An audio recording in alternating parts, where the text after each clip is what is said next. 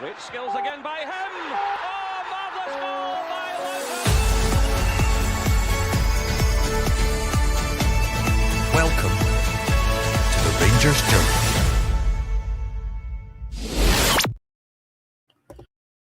Hello everyone and welcome to your Friday Rangers Journal pod. This is Gers Talk Rangers News. Unfortunately, Billy couldn't make it today, so I am hosting here today. I'm Jack.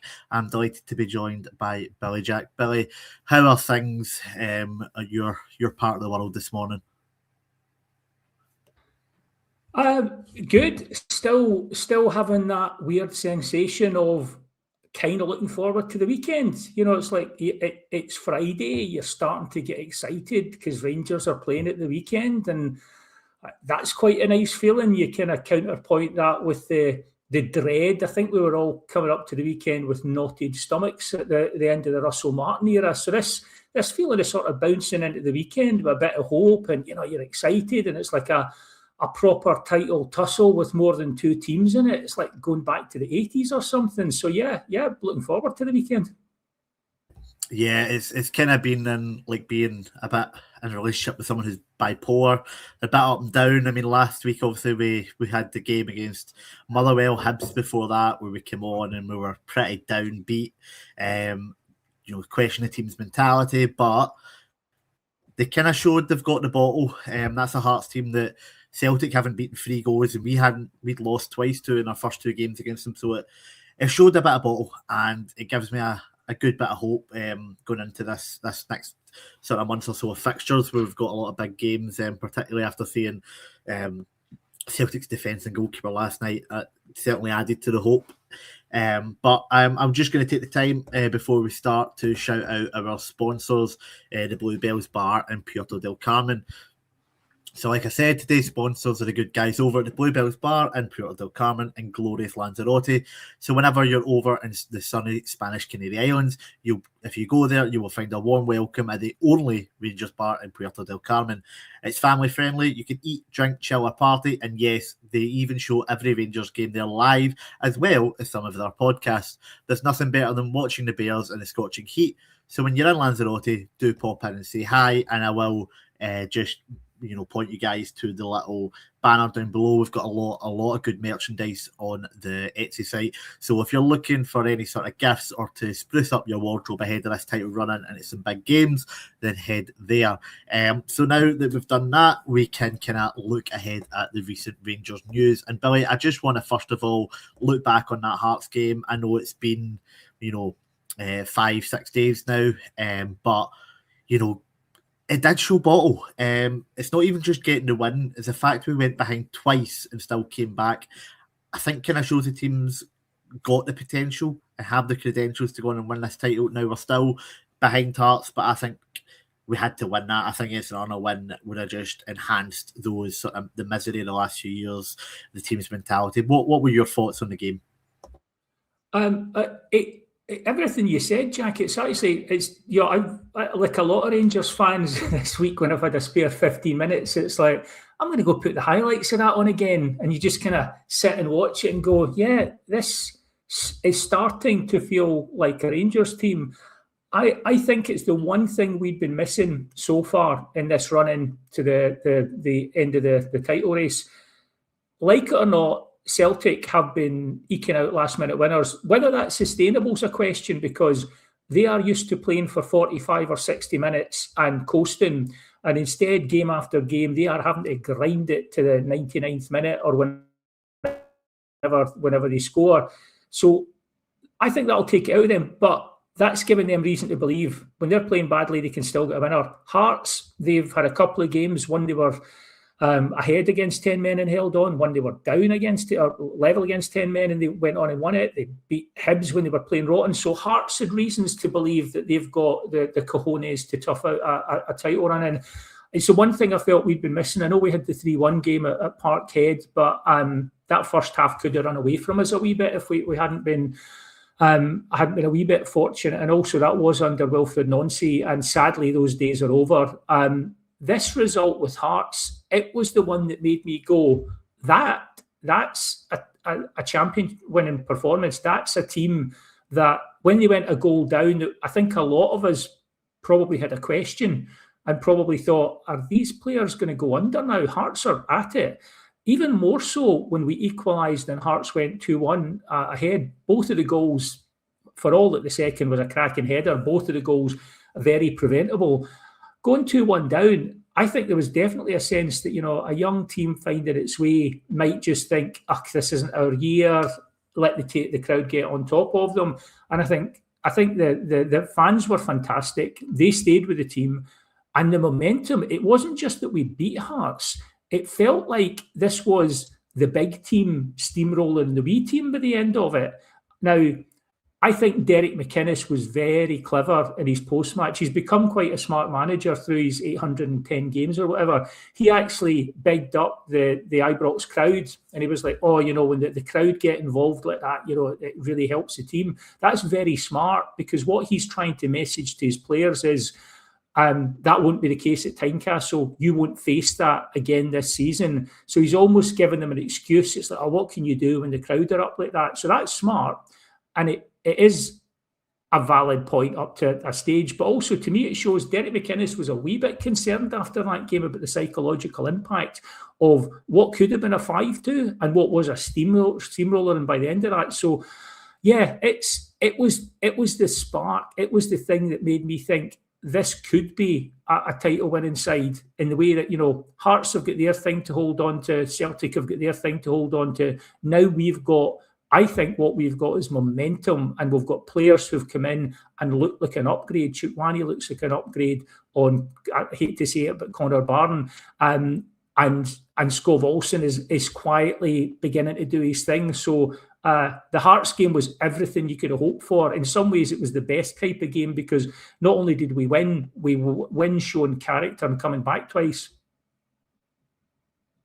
Yeah, and you're saying also Rangers are starting to look like a title-winning team. One of the big parts of that was the big man up front. Is Yusuf Chermiti starting to look like a striker? I mean, I think it's 6 goals he's got for Rangers, and 5 of them have been against Hearts and Celtic. I mean, he's showing up in the big games. If the big man could just kind of translate that into the smaller games, picking up a goal away to Livingston or picking up a goal at home to, another, he'd get a lot more credit. I mean, I was commenting after the Motherwell game that, if we had Cyril Dessers in there instead of Chermiti, we would be top of the league.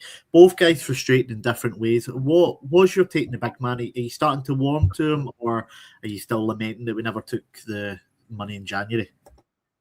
Well, I mean, you're talking about the mental sort of back and forth that we have in this title run in. I mean, he is a microcosm of that. I thought, has he maybe even scored 6 goals? Did he score in the other game against Hearts, or am I imagining that? He got the... no, you're right. Yep, 6 against Hearts and Celtic at 7, because he got the one in the last minute at Tynecastle. So you're in a situation where, like, you've got this guy who is anonymous for a lot of the games, in the smaller games. Not anonymous, that's unfair. He has improved under Danny Rule, no question. His hold-up play's got better. He's more involved. He's using his physicality in a way that you would hope he would. And the sight of him in the 3-1 game against Celtic, like throwing Anthony Ralston to the ground as if he was swatting away a nuisance fly, was quite amusing, because that's the kind of contempt they've treated us with for years, and it's nice to see Rangers giving a bit of it back. The thing is, the goals, it's that question of, he's got like maybe he's scored in 4 or 5 games, and 3 of them have been the biggest games of the season. So he's not reliable enough across the whole season yet in terms of his goal output. But if you were playing Hearts or Celtic next week, he would be in that side.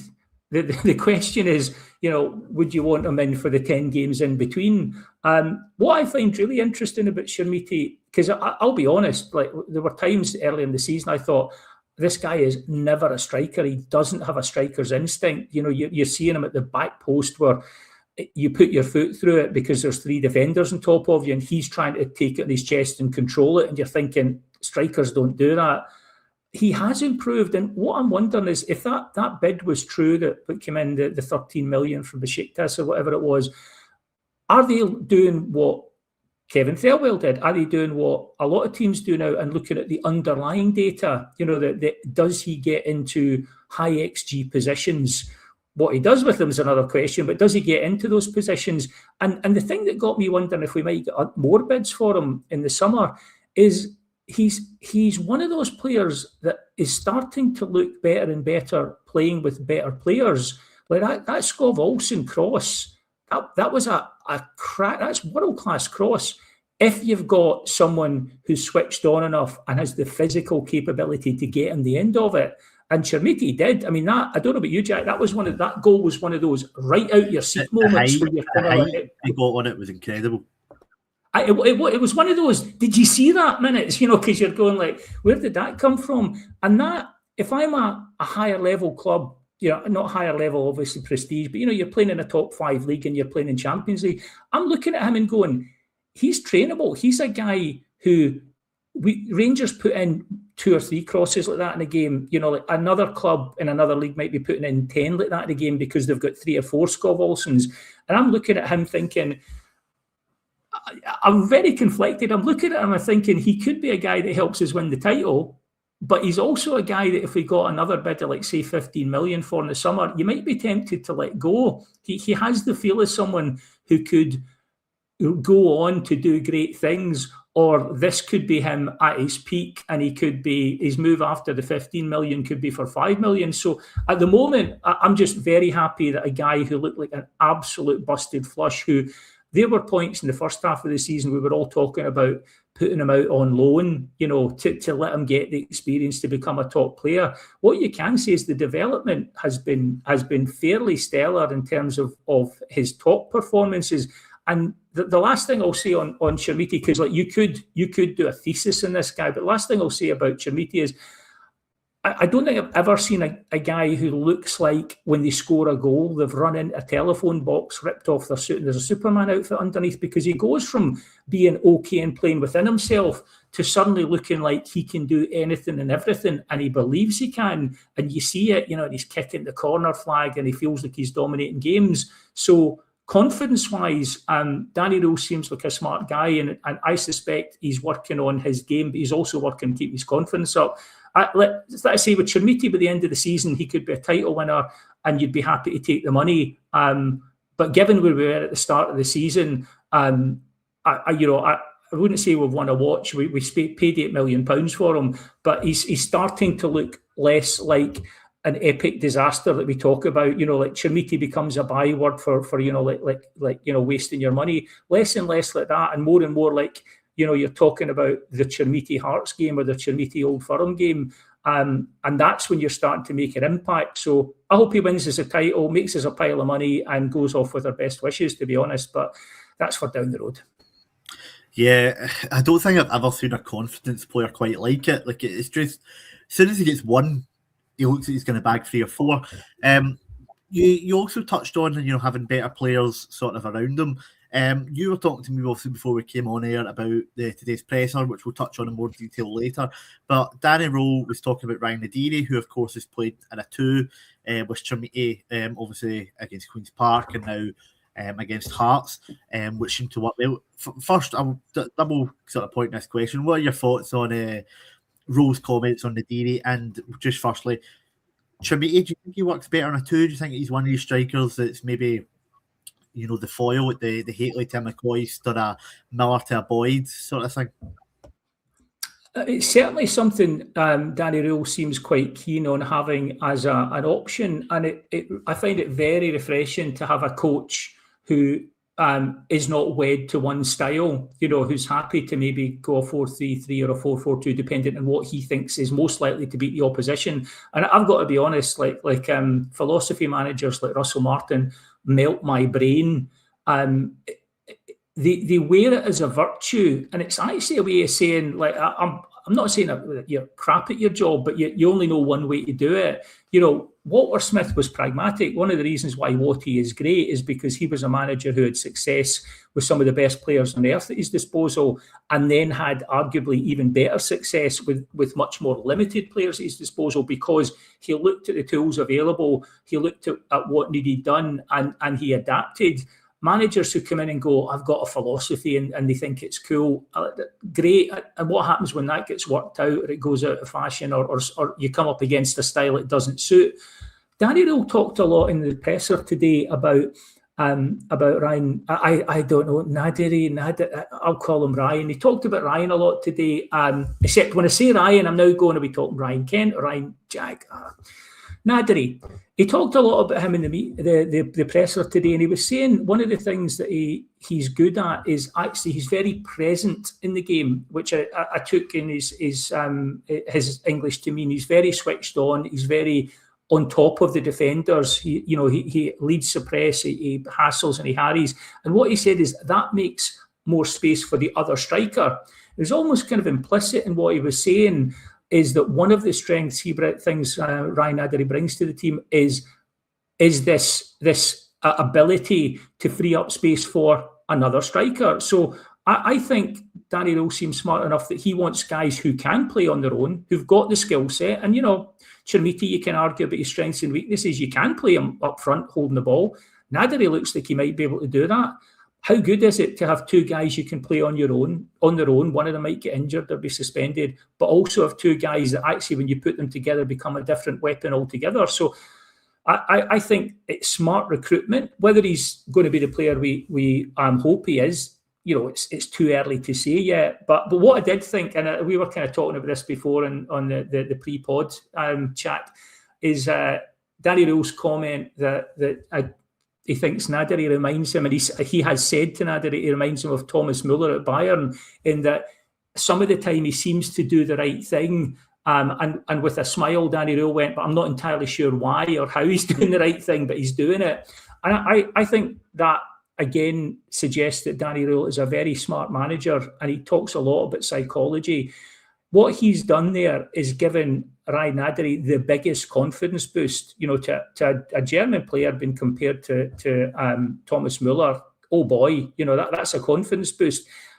With the same comment, he's gone, yeah, you're doing the right thing. I'm not entirely sure why. And he's shown him, that he's got development. He still needs to work, and he's still got discipline to add to his game. So, I thought it was interesting. And to go back to your point, I think it's great to have players who are not just good at one thing, who can lead the line, but can also play in a partnership. It was lovely to see, and it gives the opposition questions, because say we're playing one up front, you lob on the two, they have to rejig. It's not all about us reacting to them. It's about us making them think. So I thought it was very interesting to get a wee glimpse into Danny Rule's mindset.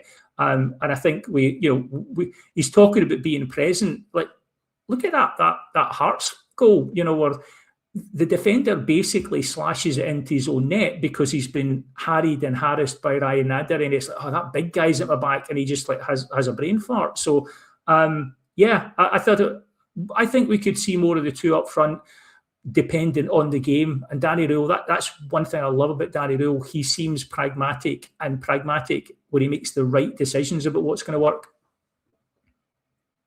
Yeah, that's a big change from the aftermath of Fir Park, where we're all wondering what he was doing. Just touching on it, I think we've actually got three strikers as well. I think Miovski does not look comfortable as a solo striker, but I think he does look a lot better as well with someone playing off him. Now, obviously, he's going to be third choice, and that's what his form kind of deserves. But he has chipped in with a few goals recently, and I do think he's still an option, but I would not be playing him on his own. But yeah, we will now move on to the sort of main sort of thing of this show. Obviously, it's the Friday news show. Afternoon, everybody just joining in. John Souttar has signed a new 1-year extension to his Rangers contract with the option of a further year. Now, this one's interesting to me because John Souttar, obviously, it's been rumbling on really since the start of the year. Is he going to sign a new contract? Is he not? With the amount of defenders that are likely going to be leaving in the summer, I think it makes sense. I wouldn't want to see him be the undisputed first choice moving forward, which I think is kind of shown by the short length of the contract. But he's only 29. And normally when you're getting these 1 year's extensions, it's been for the likes of Leon Balogun, Davy Weir back in the day. These guys in their mid to late 30s. Do you think we are kind of showing that we think Suter's time as first choice is coming to an end by only giving him the year's extension, of course, with the option of another? John Suter, I've got, I think, most fans have massive respect for John Suter in terms of his overall career. To battle back from, it's not one, but it's either two or three, like really potentially career-ending injuries. That the guy has clearly got massive character, real dedication to his craft. The mental fortitude it takes to come back from one of those and then have to go through that again. When you must be starting to think that the second time that happens, what's the point? If I go through this again, I'm just going to break down again. And I'll be honest, it was a big concern when he came in. He's shown that whatever he's done, however he manages his body, whatever the rehab was, he's been able to make a pretty decent career. So nothing but respect for John Suter as a person and, as a pro. I kind of agree with you, Jack. I think if he's the level of our first choice central defender in a regular season, we're not in a title shake-up. We just aren't. We are this season because Celtic are rank rotten, Hearts are punching above their weight. We are a team that started off rank rotten and are now actually starting to look pretty decent on our game. So I don't think John Suter as a first choice wins you a league title next season. However, John Suter as one of your three or four that you rotate, and especially for you bring in maybe in games where you might be doing a bit more siege defending or you need someone to bring the ball out a wee bit. Also, he does have that thing. He's Scottish, so in terms of having him in the squad, etc., and for numbers, that's useful. But I'm kind of with you. It's like one of those when I saw it, it was it was one of those you kind of go, I can see why we're doing it. I think of it basically, it might be one of those marriages of convenience. I suspect maybe if John Suter got a big money offer down south, maybe he would have gone for it. Don't know how settled family and everything are, but he might have gone because the deal he's getting is not exact. For this time in his career, it's not exactly you can't turn it down sort of deal. It's an extra year with a possible extra year on top of it. That sounds like a pro of, like you said, 29. They're looking for a 3 or 4 year deal as the last big payday. The fact that he's getting a year and a year maybe suggests that either there wasn't the interest at the level he wanted, or maybe people are concerned that as he gets older that the injuries could become an issue. That said, I think if he'd gone, we'd suddenly have one more problem to solve for next season. What we need are, if Manny Fernandez is really coming on like a game, and if he continues to develop, great. Well, we need a couple of central defenders in for next season, at least one of whom has got to be a good bit better than John Suter, in my opinion, and possibly another one in of that level that'll be a bit better. But you're going to need 3 or 4 to rotate, so it just seems smart for Rangers to offer him it. It seems good for Suter.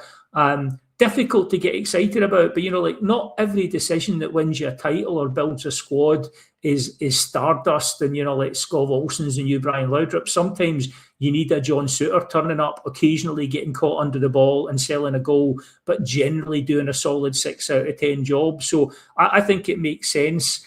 I think what you want to look at, and I don't know what your thoughts are on this, Jack, but I think what you want to look at is, and we're seeing it, is a gradual upgrading in the overall quality of the squad. So if you look at a situation where, Chukwani looks better than Barron, if you look at a situation where, Skov Olsen looks like an upgrade, but if you also look in a situation where John Suter stays on, and because the overall quality is upgraded, he goes from being our first choice to our backup, that's not a bad thing either. He knows the lay of the land, he knows Scottish football, he can do a job, and if we get better players in, good. But I mean, what's your take on how the squad's been rebuilt, and with Suter in particular?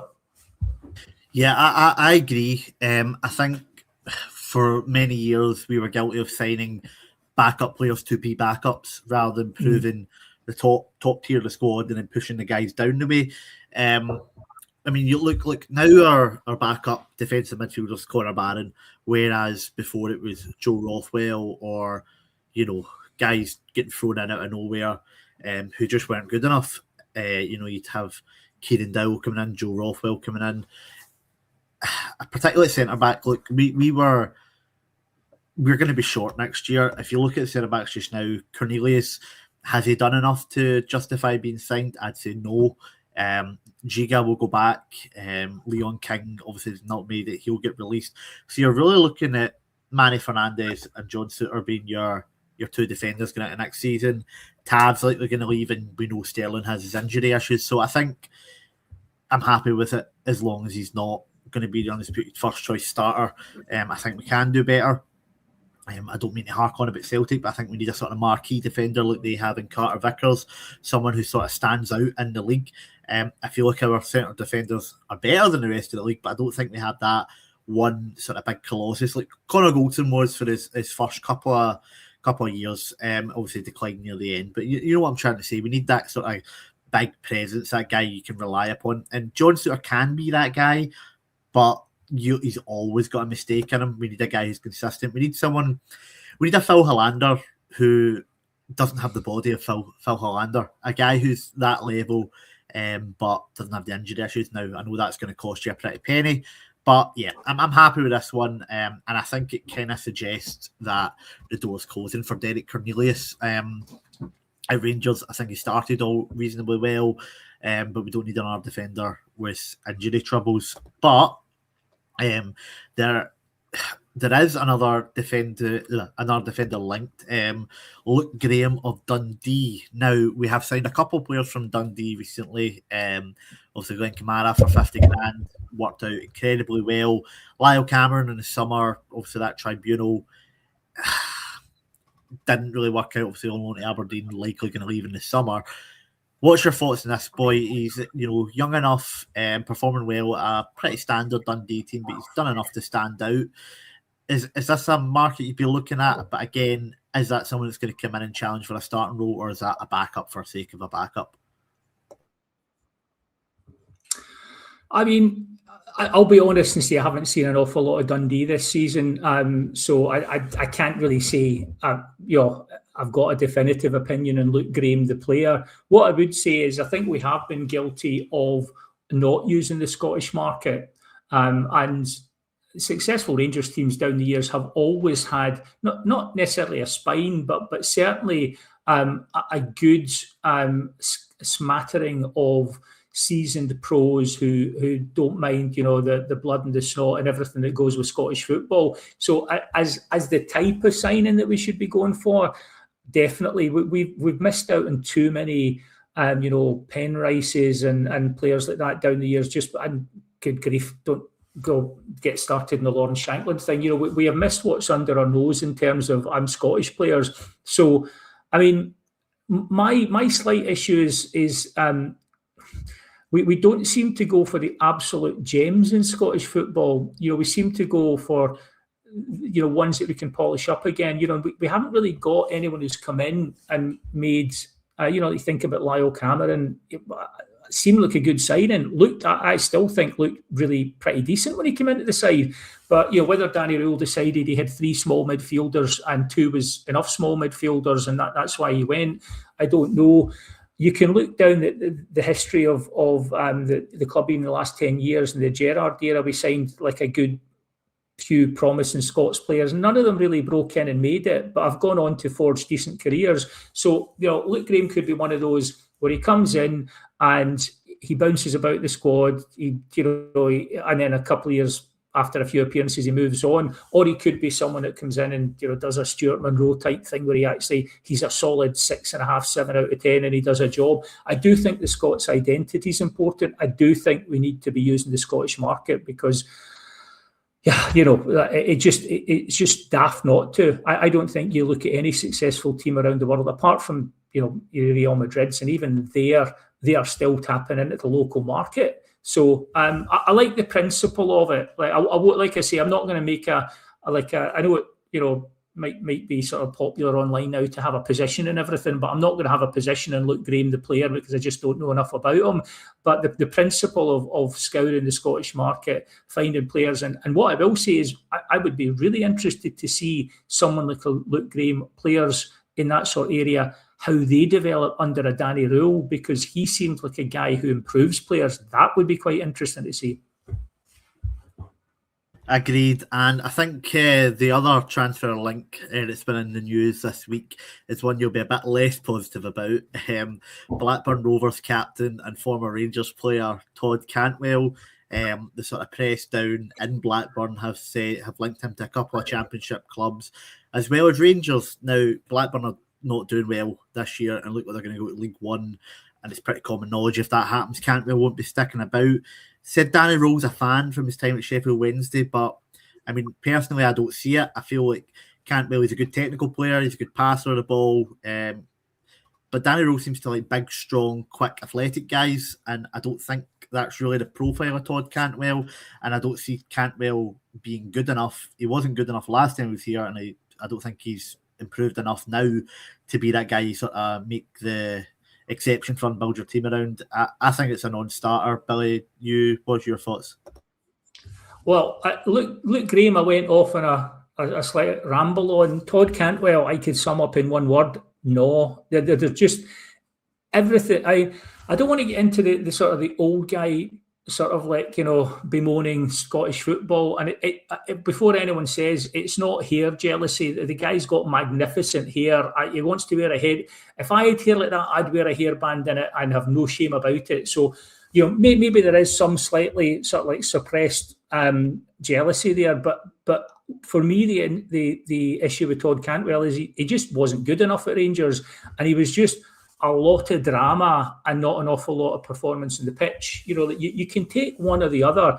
If you want to be Insta-Todd, living your life on the socials, and every week you've got an amazing goal or assist to clip up and put out in your feeds, knock yourself out. That's modern life. However, if you want to be Insta-Todd and it's like you've got one goal against Celtic in a game we didn't win, and you're putting wee clips, you've beaten 2 or 3 players, but you're having to clip them up because actually what you did didn't lead to a goal. It looked a wee bit fancy for a wee bit. No, for me, he's an individual rather than a team player in some ways. And also, like you said, Jack, he's not the physical profile. Danny Rule looks like a guy who would look at Todd Cantwell and go, yeah, I quite like his skill set. I wonder if I can get like a big bruiser to do the same thing. Why get someone who's like 5'11" and slight to do that when I could get someone who's 6'4" who can run over the top of people? I don't think he's worth the drama. I don't like how he left. Surprise, what a surprise. Like, if they go down, the guy who was captain is flouncing off to a new club because he's not going to sully himself in a lower division when he was actually responsible in part for taking them down. Todd was all about Todd. And I know that a lot of players can be very sort of egotistical. It's how they get into the teams they do and the positions they do.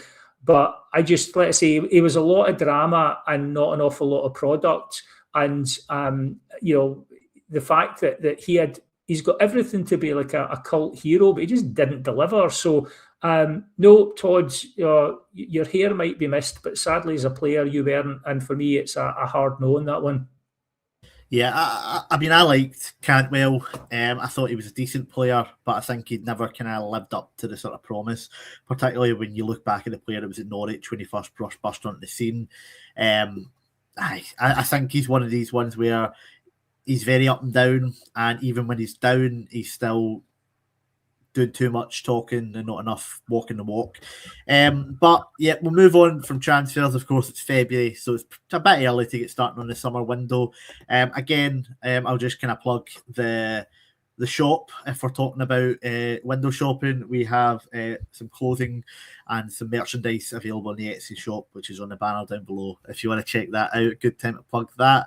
We'll move on to some non-playing stuff. Under 19s coach Liam Ross, who obviously was assistant to Stevie Smith, took over from him when Stevie stepped up to the first team. He's left to join Southampton, and Malky Thompson, who's, I think done every job from tea lady to assistant manager at Rangers at a stage. He's taking charge to the end of the season. Now, the rumours sort of coming out of this is that the 49ers are looking at restructuring the academy. We're not getting enough, boys through, and not even just to break into the first team. We're not getting boys through who can be sold on for a decent bit of money. You see a lot of English teams do this. They bring boys through and they'll sell them on for 6-figure fees. Not something we're doing. So apparently that's going to be one of the first tasks for whenever our new sporting director comes in, whoever that may be, will be to restructure that. So we're kind of just putting a bit of plaster tape over the hole in the wall until the summer. What are your thoughts on the academy? What sort of changes would you like to see there, Billy? I mean, it's interesting. I've talked about this in the past, and it's one of those things where I've got a lot of things about the 49ers ownership where I'm waiting to see how it pans out, because at the end of the day, they are, unlike previous Rangers regimes out with the Spiv era, they are there to make money, whereas other Rangers regimes, making money would be fine, but like success was important. That was really the thing. And what we hope for with the 49ers is that our objectives align, like a successful winning Rangers team makes their money and everyone's happy, and it's a great partnership.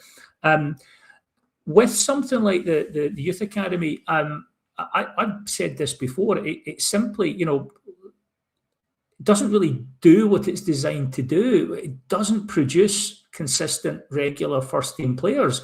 I mean, it's like Doug and I had a bit of back and forth about this in a previous pod, and it's you have like a Barry Ferguson. Well, arguably Barry Ferguson's like just one of those freak happenstances that comes along every generation or two. You have a Nathan Patterson. Well, Nathan Patterson looked like a great prospect, arrived at the wrong time because calves in peak condition. A youth academy should be able to turn out athletic, like fast, reasonably technical left and right backs as a minimum. Those are the and no harm to these guys. They're a big part of the modern game, but we should be able to churn those guys out as a minimum, and then you're hoping maybe you'll turn up a Barry Ferguson or. When was the last time we had a decent striker? I mean, I was talking to someone about this. I may be wrong about this. I mean, I know you've got the likes of Gary McSwegan, etc., but last time you had a decent youth striker, someone like Robert Fleck. So you're looking at, and if I'm wrong, someone in the comments, please pick me up on that, because I've got Swiss cheese brain sometimes. But I'm not seeing a youth academy that produces great prospects. And if I'm the 49ers, I'm looking at that now, and I'm thinking to sort of mix metaphors here, like if you go back 10, 20 years ago, the quality of ore that we were working with, the raw material we were working with was the best Scottish players, the best young Scottish players. What we did with them is, could be hit or miss, but we were getting the very best Scottish players. We don't now. The best young Scottish players go to England for big bucks because they can get a contract, for like maybe £1 million a year for 3 or 4 years. And that gives them stability, even if their career doesn't work out. So Billy Gilmore gone, like other youth players of that level, we're not going to pick them up and have them at 15 or 16 through to the point where we can get much out of them. So what we're actually doing is we're going, right, what we're looking for poorer quality, or we're actually looking at decent players who might, over the course of time, be able to develop into something. And I'm not sure that works at Rangers. I think to be a young player and make it at Rangers, you have to be exceptional. You have to be like a supreme athlete like Nathan Patterson. You have to be a top player like Barry Ferguson. And I just don't know how many of those are going to slip through the net and not be swallowed up by academies down in England. So if it's not producing players for the first team, is it, what's its point? Now, Doug would make the argument that there's community outreach and there's like your identity as a Scottish club and as Rangers, and that is important. I'm not sure the 49ers are going to be too bothered with that. I think the 49ers are going to say, here is a pipeline that we put X million into every year. What comes out of that pipeline? And they're going to look at it and say, not much. And if I'm the 49ers, I would be looking at that, and either you close the pipeline or you restructure what it does. Maybe you streamline it. Maybe you change where you're getting your resources. Is it worth, instead of spending millions on an academy, is it better spending more money just tying down the best youth prospects in Scotland? Maybe giving them better money. I don't know. Whatever it is, it needs to be overhauled, because it's not just a Rangers problem. If you look across Scottish football, there is maybe it's been addressed a little bit with the top players going overseas, but there is a drop-off point around about 19 to 21 where players are coming up, they're coming into the squad, they're getting the edge of the squad, and then they're gone. They just don't come in. And without going into one of our hobby horses, one of the reasons I think for that is young players do not play enough football now. They are not in game situations with people breathing down their neck, having to make split-second passes or turns or tackles or whatever. They just don't play enough football competitively. And then when they get to the point where it's like, it's basically, produce or not, they just don't have it in their locker, and they'll then go back a couple of levels, drift out the game, or maybe gradually build themselves a career. But I could go on about this all day, but to kind of try and keep it on point, I'll be fascinated to see what the 49ers take on this is. Are they going to dismantle it? I would doubt it. Are they going to try and change how we attract players, maybe less players but spend more money on them? They need to do something, because if you're a hard-nosed businessman looking at that, you're going, this is just wasted money at the moment. And I will be fascinated, but what I will say is something needs done with it. So I'm glad that they're looking at it. I'm glad they're having an overhaul. And this is, again, where my relationship with the 49ers is still tentative. I'll wait to see what they've done, because I might be very impressed with their plans, or I might not fancy it. And that's the joy of getting into bed where people are there to make money. We'll see how it pans out. But in principle, I am not averse to an overhaul of the youth setup, because it simply doesn't give us players.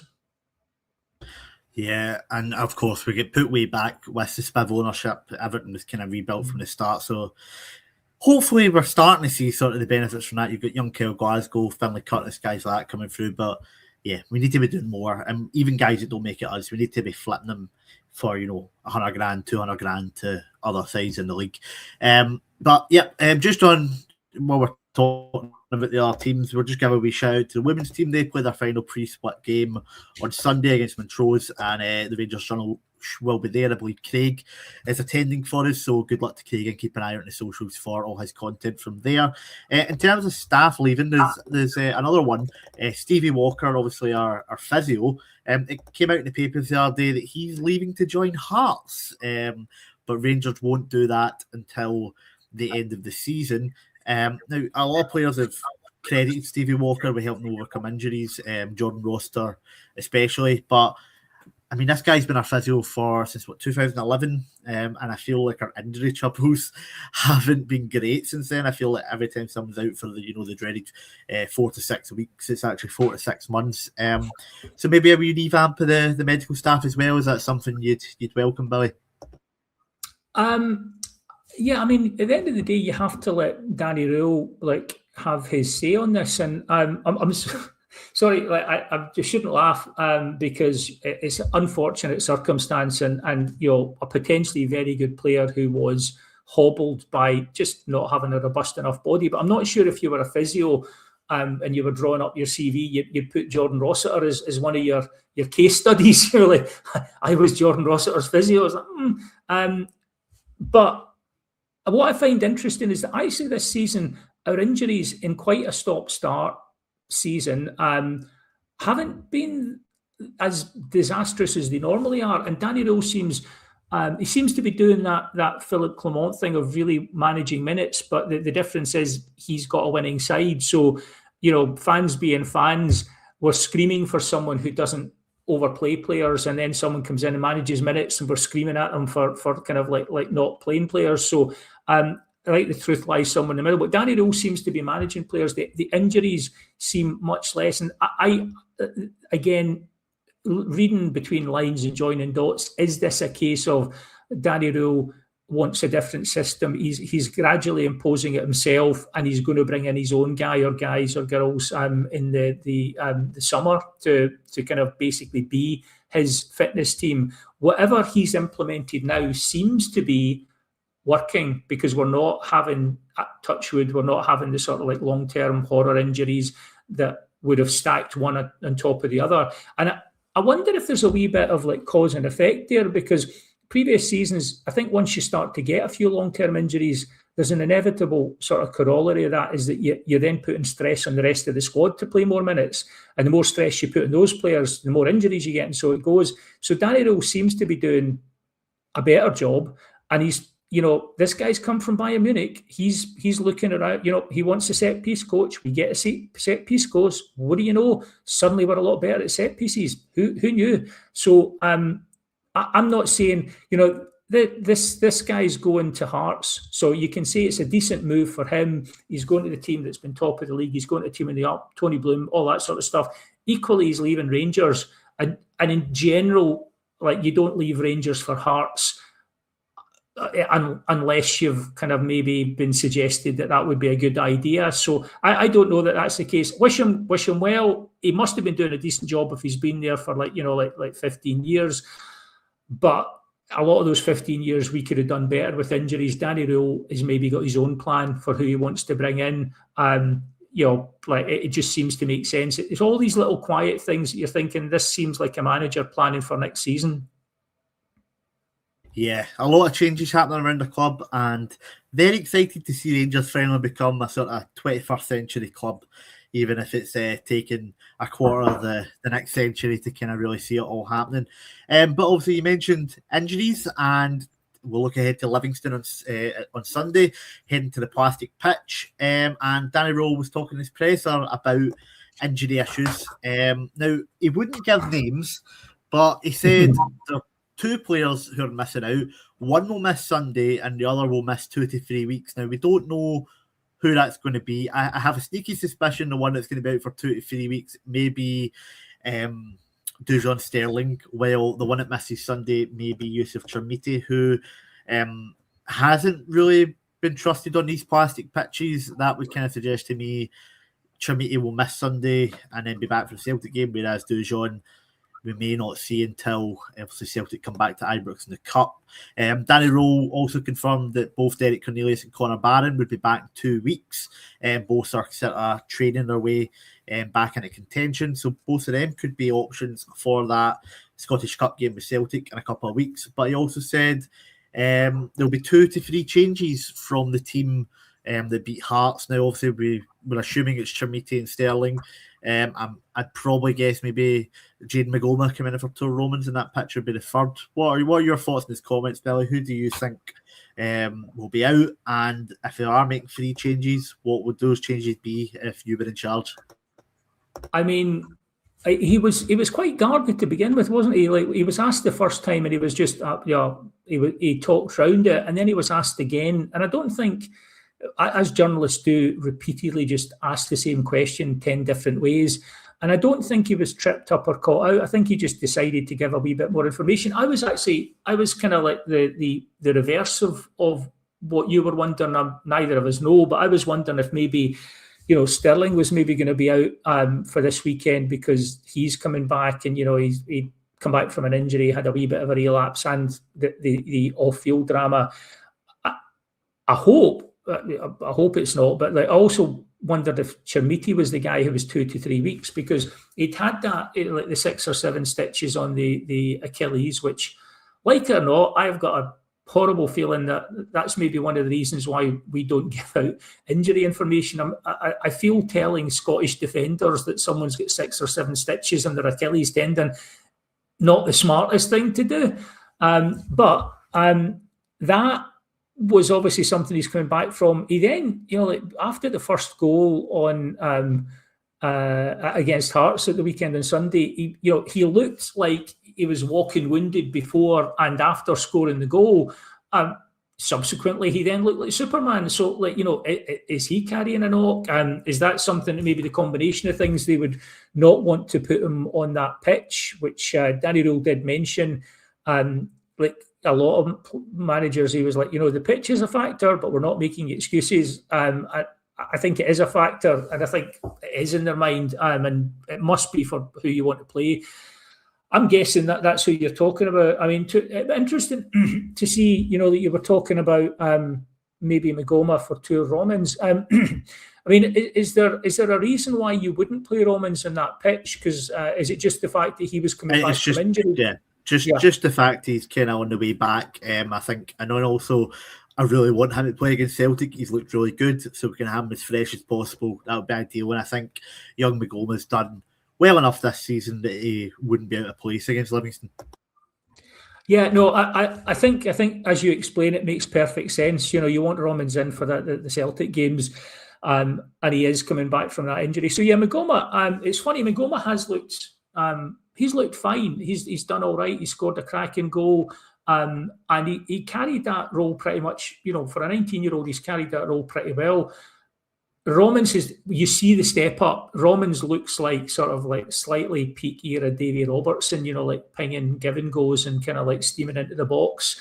And that has been an upgrade. What I would say about Magoma is if we were to win the league this season, doesn't happen without Jason Magoma, because, like, you know, the other options at left back were not solid, and at least he's been solid. So yeah, like that would make sense. I think Chermiti maybe dropping out and presumably going with Naderi up front. But I mean, I wouldn't be averse to seeing Miovski going in there, because it's a different sort of game at Livingston. It can be more back to front. You're kind of trying to ping balls like in behind the defence a lot of the time, and Miovski seems.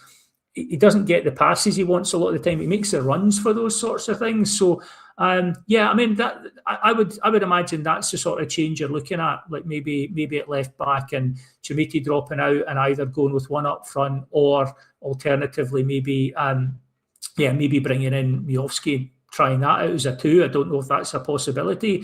It is interesting though. What is really interesting is, like, you know, Danny Rose on a massive learning curve just now, and he got burned a wee bit when he basically played Motherwell with one eye on the Hearts game, and I think he's learned his lesson. So I think he still has to do that. You know, you're right. You know, he can't risk, you know, like injuring Romans, and with two Celtic games coming up in a week.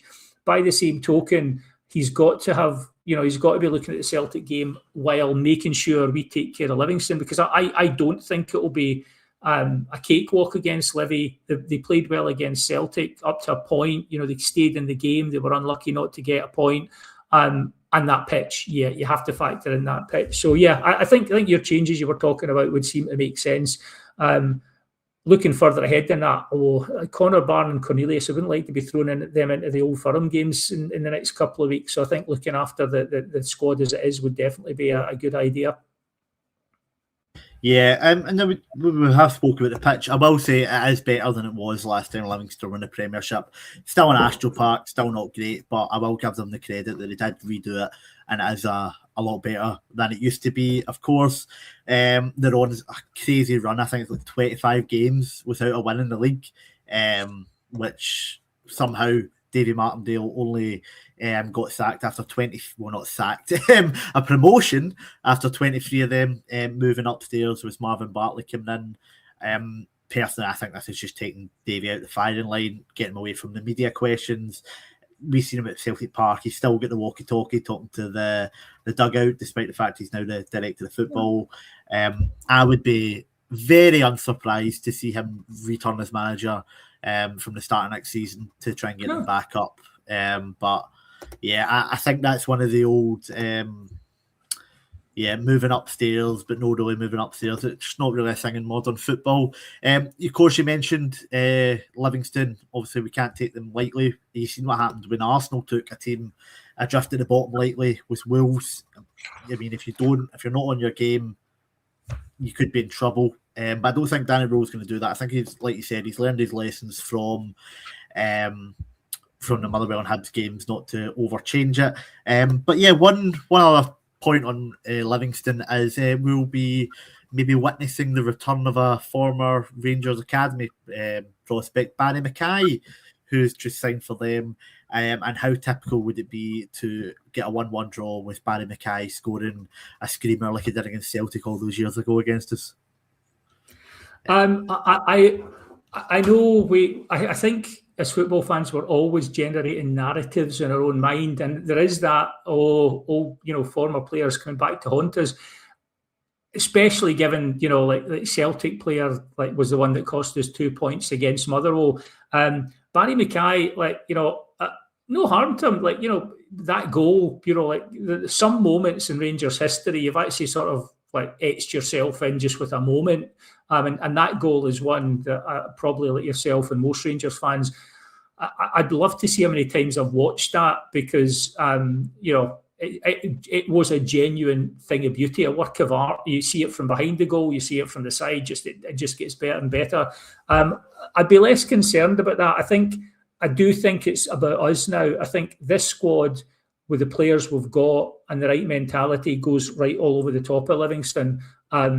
Interesting, I hadn't actually thought about your take on Davy Martindale. I wouldn't mind seeing him back. I have a lot of time for Davy Martindale, his story, his journey. I've got to be honest.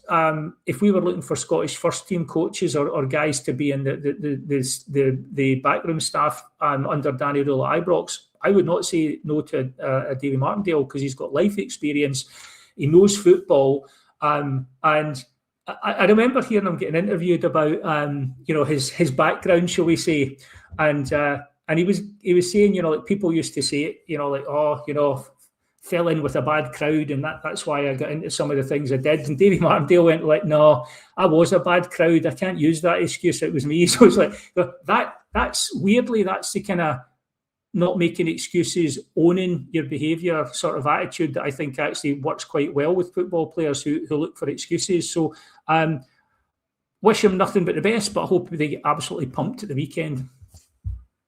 It would be nice to kind of get the goal difference up, so that's maybe an extra point on the board when it comes to the end of the season.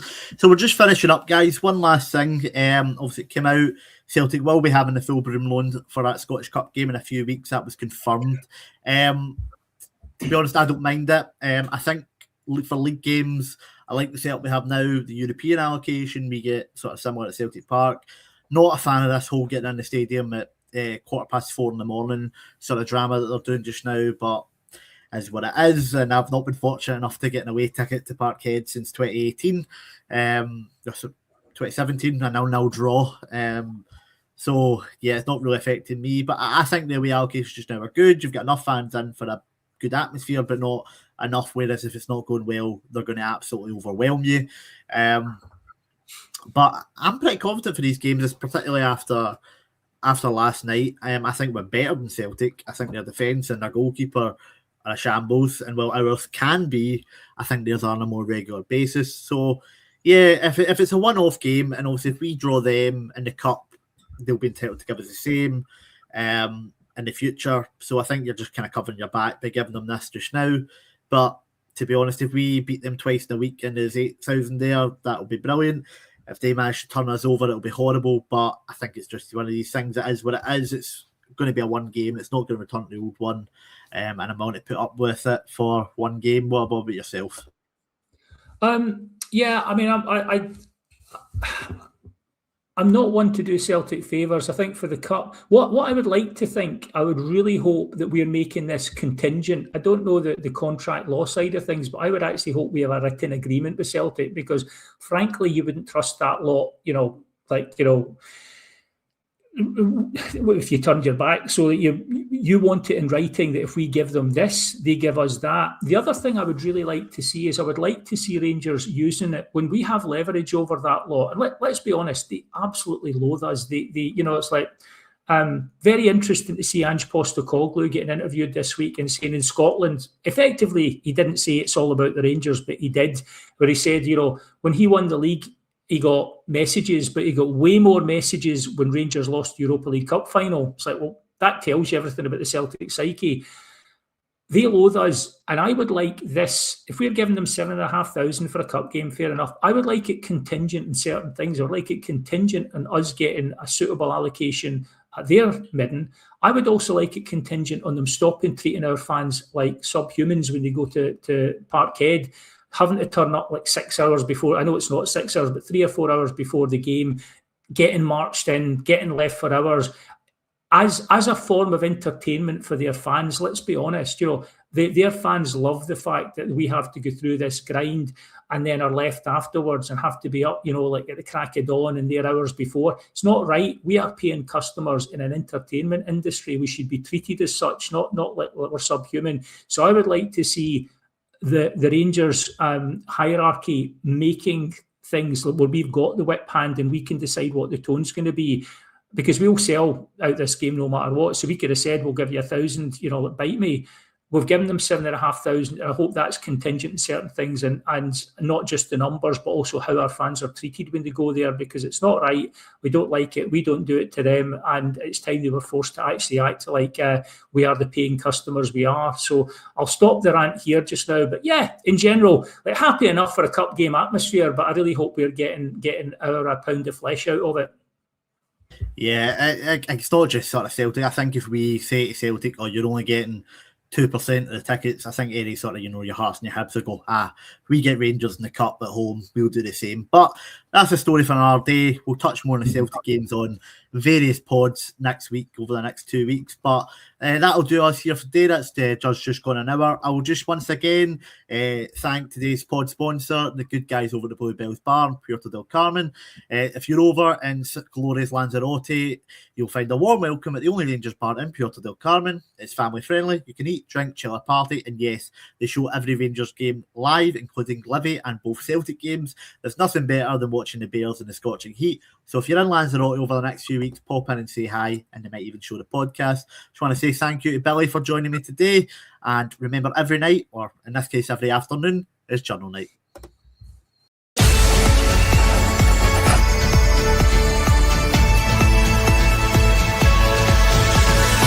Every night is the Rangers Journal night.